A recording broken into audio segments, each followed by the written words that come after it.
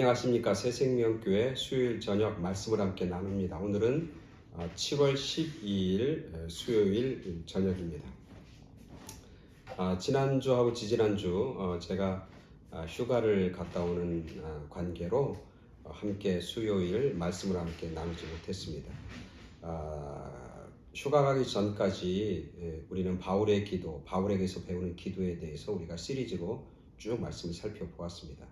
이제 오늘부터 7월 10일인데요. 오늘부터는 새로운 주제를 가지고 몇 주간의 말씀을 전하려고 합니다.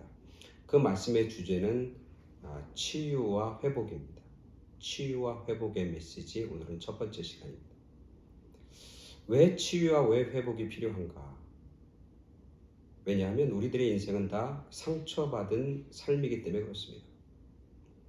상처를 받지 않는 사람은 단 한 사람도 없습니다.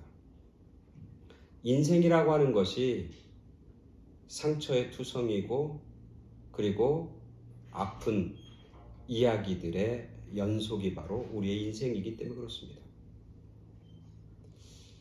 그래서 우리는 상처를 받지 않아야 된다. 우리는 아파하지 말아야 된다. 아픔을 우리는 극복해야 된다. 라고 이야기하는데 사실은 우리의 관심과 초점이 거기에 맞춰져 있으면 안 돼요. 왜냐하면 상처는 누구나 받고 상처를 받지 않을 수 있는 방법은 없기 때문에 그래요. 예를 들면 내가 한 가정에서 상처를 받습니다. 배우자를 통해서 아니면 부모님을 통해서 아니면 그 누구를 통해서도 한 가족에서 상처를 받습니다. 그러면 상처를 받지 않으려면 어떻게 해야 되나요? 그 가족에서 떠나야 됩니다. 왜냐하면 그 가족에서 상처를 받으니까 그 가족에서 떠나야 되는 것이죠.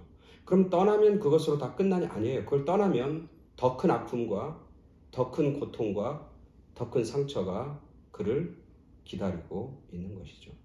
그래서 우리의 관심은 상처를 받지 않아야 된다, 아파하지 말아야 된다, 고통을 받지 말아야 된다. 거기에 초점을 맞추는 것이 아니라 어디에 초점을 맞춰야 되냐면 상처의 회복, 상처의 치유에 우리의 관심, 우리의 초점이 맞춰져야 한다고 하는 것이죠. 그래서 우리는 때로는 상처받습니다. 가정에서도 상처를 받고 때로는 사랑하는 사람을 통해서도 상처를 받습니다. 때로는 교회 공동체를 통해서도 상처를 받습니다. 상처받았다고 해서 거기를 떠나면 안 되고 그 상처받은, 내가 받은 상처를 어떻게 하면 치유할 수 있을까? 어떻게 하면 그 아픔과 상처를 회복하면서 더 아름답고 더 복된 인생으로 나아갈 수 있을까? 그것을 우리는 관심 가져야 하는 것입니다. 그래서 오늘부터 몇 주에 걸쳐서 상처와 회복이라고 하는 상처의 회복과 치유에 관해서 말씀을 전하려고 하는 것이죠. 오늘 그 첫 번째 시간입니다. 말씀은 룻기 1장 1절부터 5절까지 말씀입니다. 룻기 1장 1절부터 5절까지 말씀 제가 봉독해 드립니다. 사사들이 치리하던 때에 그 땅에 흉년이 드니라. 유다 베들레헴의 한 사람이 그의 아내와 두 아들을 데리고 모압 지방에 가서 거류하였는데 그 사람의 이름은 엘리멜렉이요 그의 아내의 이름은 나오미요 그의 두 아들의 이름은 말론과 기럧이니 유다 베들레헴 에브라 사람들이더라. 그들이 모압 지방에 들어가서 거기 살더니 나오미의 남편 엘기멜렉이 죽고 나오미와 그의 두 아들이 남았으며 그들은 모압 여자 중에서 그들의 아내를 맞이하였는데 하나의 이름은 오르바요 하나의 이름은 룻이더라.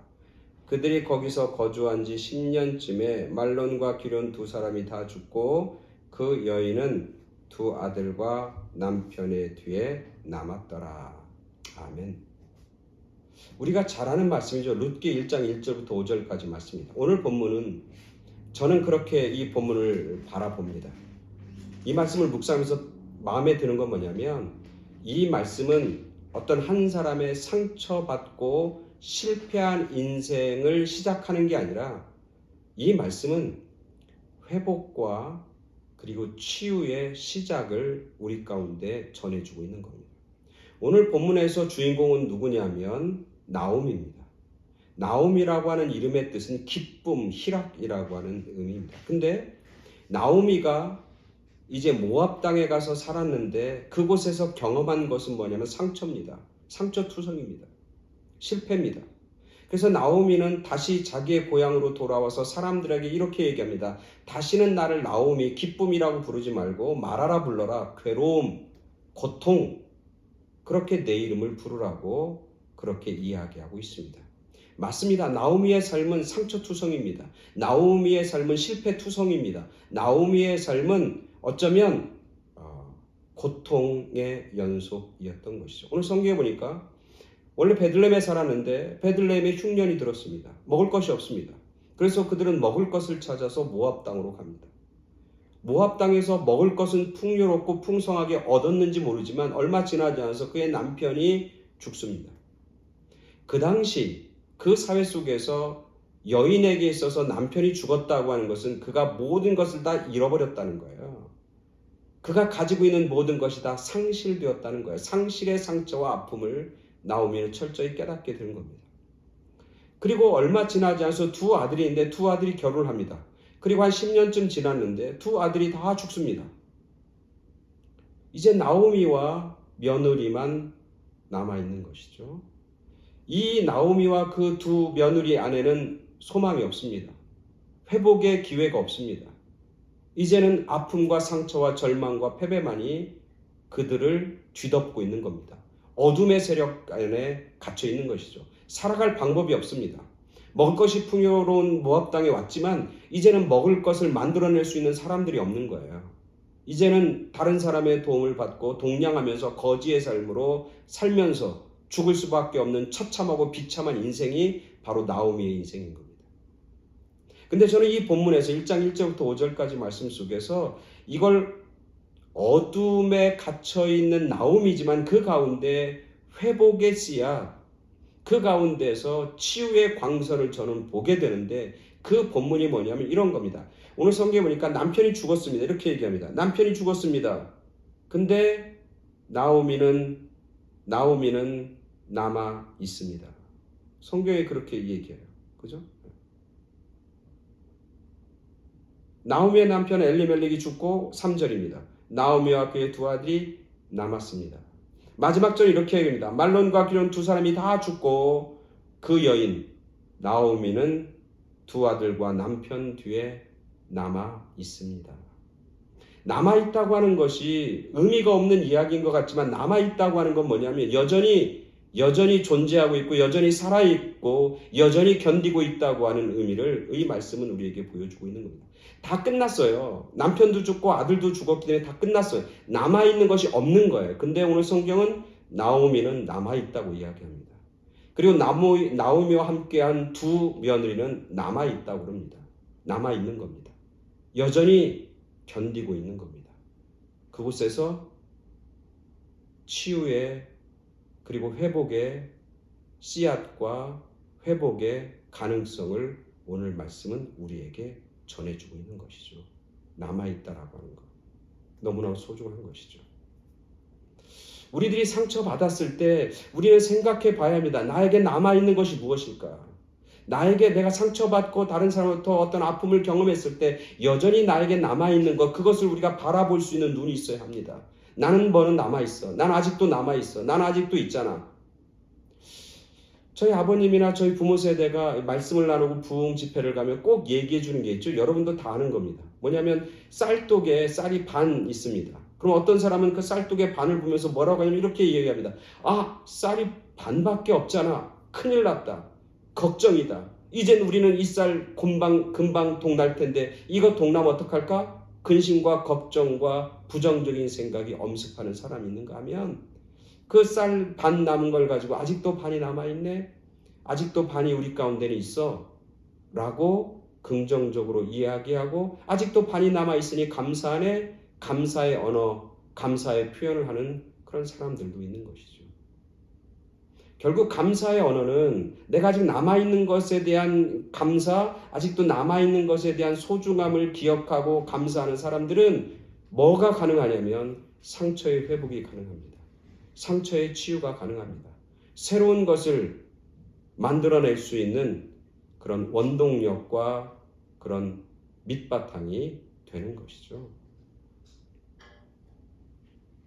그래서 감사의 언어는 새로운 삶을 시작하게 하고 감사의 언어는, 그리고 긍정의 언어는 자신의 삶의 상처를 온전히 회복하고 치유하는 능력이 되는 것이죠. 오늘 저는 두 가지 예화를 하나를 들 건데 다 그 나치 시대 이야기 예화를 여러분에게 소개합니다. 하나는 히틀러 나치에 의해서 600만 명이 가스실에서 죽어갈 때 결국 나중에 살아남은 사람들이 있어요. 그 살아남은 중에 어떤 사람이냐면 의사가 있는 거야. 근데 이 의사는 어떻게 살아남냐면 매일매일 그가 발견한 조그만 유리를 가지고 아침마다 일어나서 자기의 면도를 깨끗하게 합니다. 그래서 독일 군들이 이제 유대인들 중에서 이제 가스실로 보내는 사람을 선별하는 그런 선별의 과정이 있는데 이 사람은 늘 생생해가 살아있는 거예요. 아주 시퍼런 모습으로, 깨끗한 모습으로 늘 살아있고 그렇게 남겨져 있는 거예요. 그러니까 이 독일군이 그 사람을 가스실로 보내기에는 아무래도 어려우니까 다른 사람, 즉 소망 없이 살아가는 사람, 아니면 이제 죽을 것을 이제 거의 깨닫고 이제는 모든 삶을 포기하고 있는 삶의 모습을 가진 사람들을 이제 보내게 되는 거고, 이 사람은 계속 남겨지게 되는 거예요. 그래서 결국 그는 그 가스실을 가지 않고 남겨 있습니다. 사람들이 그렇게 묻습니다. 어떻게 당신이 살아남을 수 있겠는가? 그런 얘기합니다.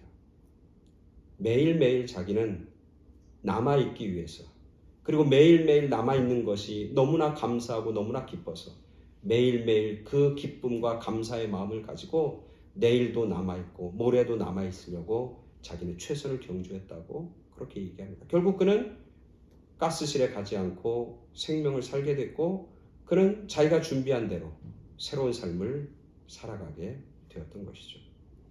또 하나는 여러분 잘 알죠? 의미치료라고 하는 치료법이 있습니다. 의미치료. 그 의미치료를 시작하고 만들어낸 사람이 빅터 프랭클이라고 하는 사람입니다. 빅터 프랭클이라는 사람. 그 사람의 이야기는 너무나 잘 알려져 있죠. 이 사람은 정신과 의사인데 유대인입니다. 그래서 나치 포로소유소에 갇힙니다. 그곳에 갇혀서 그는 이제 시간을 꽤 오래 그곳에서 보내다가 결국 이제 자유의 몸이 됩니다. 사람들이 많은 사람들을 조사해 봤는데 다 그 나치 소용소에서 큰 아픔과 상처를 갖고 있는 거예요. 근데 유독 이 빅터 프랭클만은 마음에 상처가 없는 거예요. 마음에 아픔이 없는 거예요. 그 힘들고 어려운 그런 여러 가지 고난을 통과했음에도 불구하고 그의 마음에는 상처가 남아있지 않아요. 고통이 남아있지 않아요. 너무나 그의 마음이 자유로운 거예요. 그래서 사람들이 그 빅터 프랭클에게 묻습니다. 어떻게 당신은 그 고통과 상처의 소용돌이 속에서 어떻게 살아남을 수 있었는가? 어떻게 당신은 그런 상처 없이 이렇게 온전해질 수 있겠는가? 라고 묻습니다. 그때 빅터 프랭클이 이야기합니다. 우리의 마음에 가진 내 마음의 생각, 그것이 나를 이렇게 만들었습니다.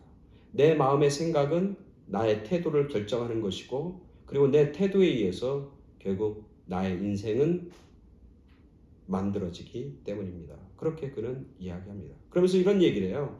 자기가 그런 어떤 마음의 생각을 감사하는 마음, 긍정적인 마음, 그리고 의미를 새기면서 살아가는 그런 마음으로 바뀌게 된 한 계기를 이야기합니다. 자기가 포로소용소에 갔을 때 한 여인을 만납니다. 그 여인은 매일 시간만 되면 포로소용소 막사와 막사 사이에 있는 나무 밑에 앉아서 거기 있는 새들을 바라보면서 웃고 그 새들과 대화하고 히히거리고 그러는 거예요. 처음에는 미친 여자인 줄 알았어요. 매일매일 그 일을 하는 거예요. 그래서 빅터 프랭크가 한 번은 찾아가서 그 여인에게 묻습니다. 당신은 어떻게 여기 있고 이렇게 웃으면서 얘기하고 있느냐? 왜 이런 일을 하고 있는가? 그때 그 여인은 그렇게 얘기합니다. 내가 이 고난의 현장 속에 와 있는 건 나에게는 어쩌면 너무나 감사한 일입니다.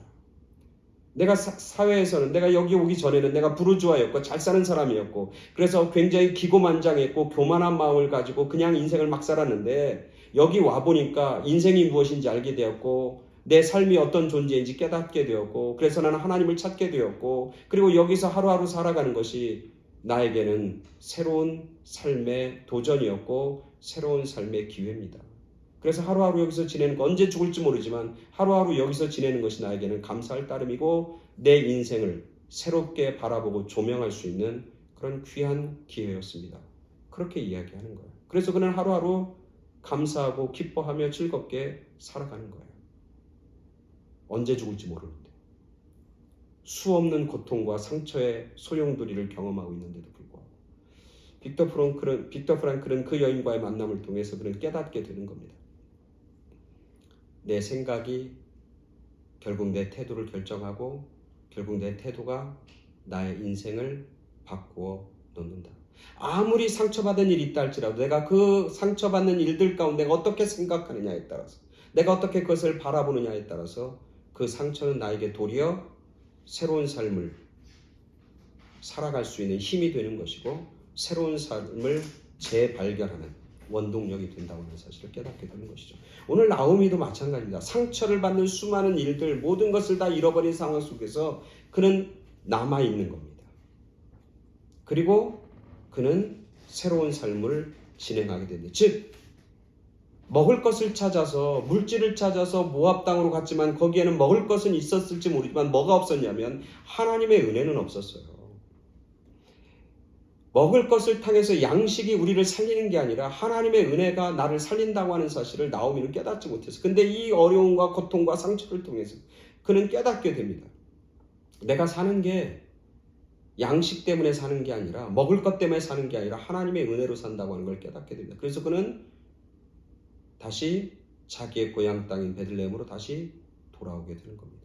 거기서 이제 다 끝났다고, 이제 남편도 잃고 아들도 잃었으니까 이제 다 끝났다고, 이제 여기서 내 인생은 이제 마지막이라고 종쳤다고 그렇게 생각하지 않고 나는 아직 남아있다고, 내 생명이 남아있다고, 하나님에 대한 은혜와 믿음이 아직도 남아있다고, 하나님에 대한 내 마음속에 신뢰가 남아있다고 생각해서 그는 다시 베들레헴으로 돌아가게 되는 겁니다.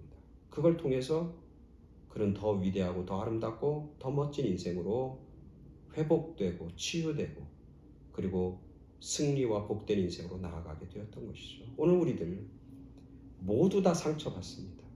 모두 다 아픔을 경험합니다. 모두 우리는 병들어 있습니다. 어떻게 하나님께서 우리를 회복시키고 치유하실지 그것에 대해서 우리가 깊게 생각하고 함께 기도하고 함께 말씀을 나누면서 여러분 모두가 그리고 여러분의 가정과 여러분의 자녀들이 치유되고 회복되어지는 그런 은혜 뿐만 아니라 더 나아가서는 이전보다 더 아름답고 멋진 하나님의 백성과 자녀들로 성장하고 성숙되어지는 그런 하나님의 은혜와 축복이 여러분 모두에게 함께 있게 되길 간절히 축원합니다. 아멘. 감사합니다.